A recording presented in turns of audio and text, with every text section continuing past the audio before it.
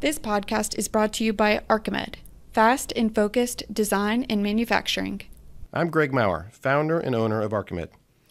And I'm Caroline Squattrigo, talent engagement specialist. We are on a journey to grow, learn, and gain expertise in small to mid-size company culture. Join us. On this episode, we will cover the why behind this podcast.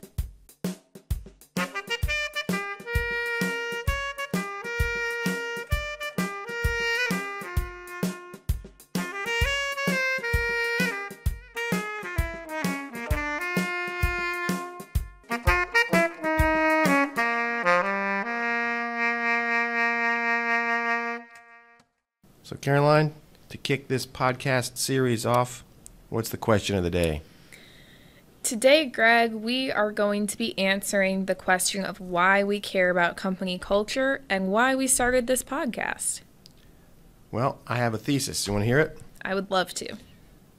To me, caring about your culture as a business is both a sound business decision and it's just flat out the right thing to do. And as an owner, I think my job, as I mentioned at the outtake, is to take care of our people. And I have such a passion for business, and that centers around that job of mine, taking care of my people, providing a working environment that allows for employee engagement, fulfillment, advancement, productivity. All that is what drives me. And I personally want employees to be happy and content and fulfilled coming to work, and to know and really truly feel that they're cared for.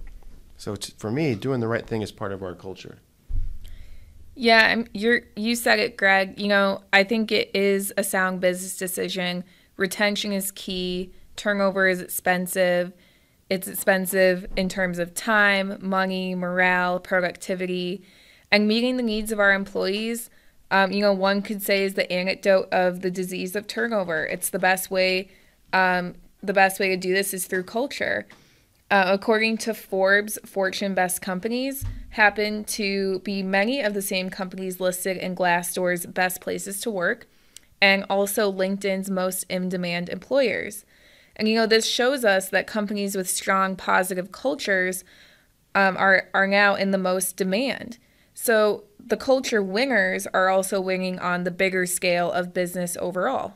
Yeah, I don't think it's an accident that the best companies listed in Fortune magazine are also the best places to work according to Glassdoor and the most in-demand employers according to LinkedIn.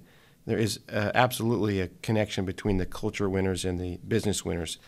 So this is not really HR. This is business strategy and business purpose.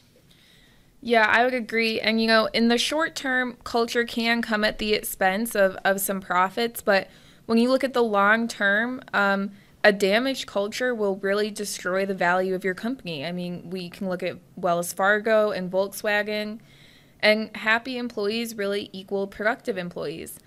Nothing kills productivity like people hating their job, and we want people to not only enjoy the environment, but feel fulfilled in their work.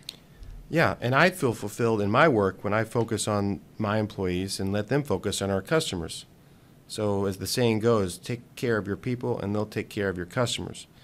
And I sort of by accident found that I get fulfilled and a lot of gratification with focusing on my employees. That's not why I got into business. I don't even know at this point why I got into business, but why am I still in business?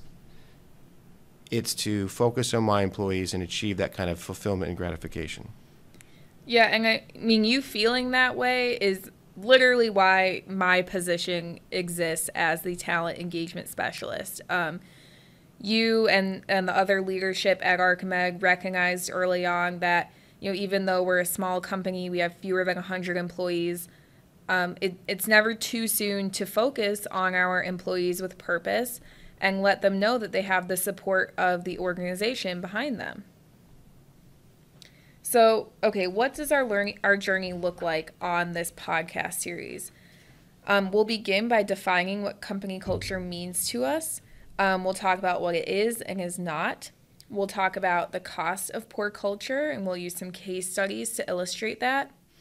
We will delve into the role of company culture in employee happiness and engagement, and we'll dig into research on happiness discuss the difference between culture and values, and take a deep dive into the concept of trust and its role in culture.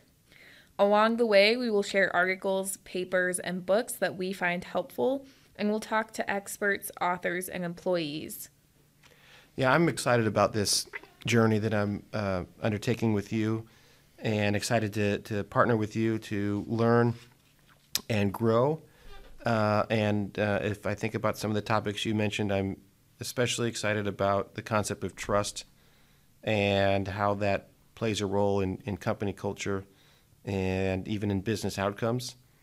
And also, I like to measure things.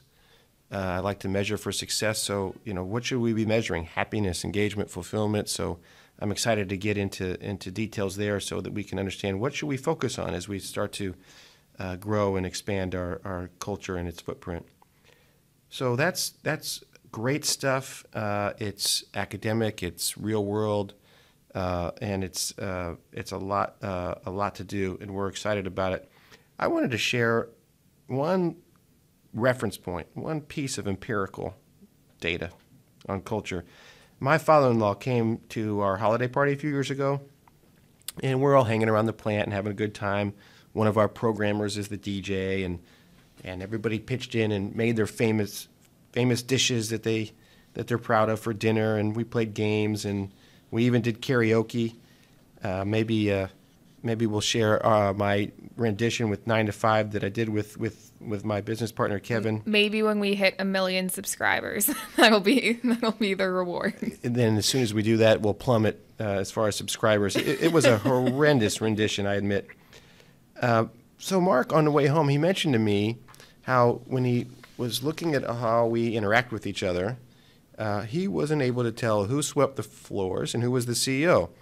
I asked him why. What about it? What struck you as you witnessed that and shared this with me? Mark mentioned that what he noticed was a strong amount of mutual respect we had for one another, how it was apparent that we enjoyed each other's company and cared for one another. And I just loved hearing that. And ever since then, I've been paranoid about preserving and enriching that, what I consider a gem at Archimed that my father-in-law, Mark, saw. And it made me feel good because I personally don't feel, as an owner, any different from anyone else here at Archimed. And I understand that might not be universal as far as what other people feel vis-a-vis leadership and ownership. But from my perspective, I want to make sure that everybody understands that I don't consider myself any more important than anybody else in the organization, and that caring and that value starts to show up and manifest itself.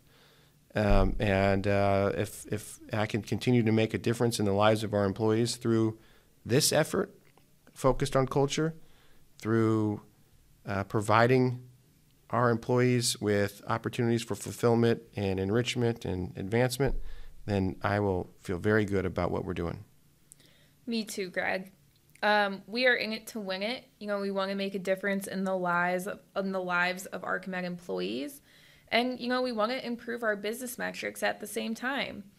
But, one thing that we know is we have a lot to learn. We are not experts on this topic.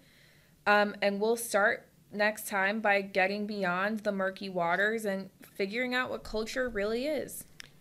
Yeah. Again, I'm so excited about this journey. And I was thinking the other day, I was watching a special on Netflix, and Quincy Jones was on it, and he said, your music can never be more or less than you are as a human being. And I thought that's a very good analogy to the cultural aspect in the sense that your company can never be more or less than the strength of its company culture. So I think we're focused on the right thing with this journey, and I'm excited about it. Me too. Awesome. If you enjoyed this podcast, please remember to like, subscribe, and share. You can find more information about us and all of our episodes on our website, archimed.com. You'll find us under the What's New tab. On our next episode, we'll try to answer the question, what is company culture? And we'll have some help from a local expert. See you then.